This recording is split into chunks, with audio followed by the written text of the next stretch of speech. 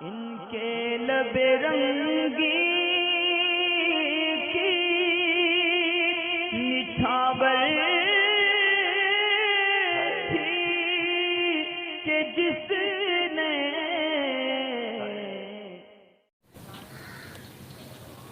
ایک سوال یہ ہے کہ رمضان میں آدھا قرآن پڑھا ہو یا پورا نہ کیا ہو،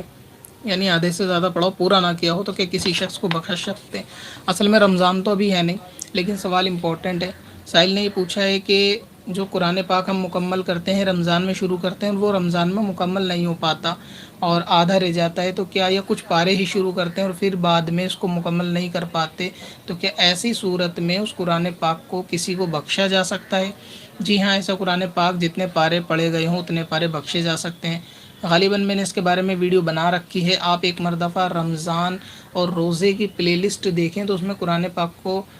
بخشنے کے تعلق سے یا پھر رمضان میں قرآن پاک آدھا یا پورا پڑھنے کے تعلق سے ویڈیو موجود ہوگی۔ تو اگر کسی نے قرآن پاک شروع کرا،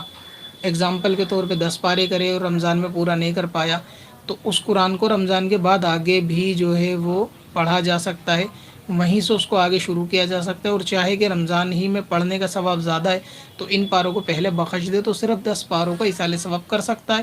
اپنے مرحوم کے لیے یا پھر ساری امت کے لیے، کہ اللہ تعالیٰ جو میں نے یہ 5 پارے 10 پارے اس رمضان میں تیری توفیق سے پڑھے، ان کا جو ہے میں ایصال ثواب دوسرے مسلمانوں کی بارگاہ میں کرتا ہوں، تو ان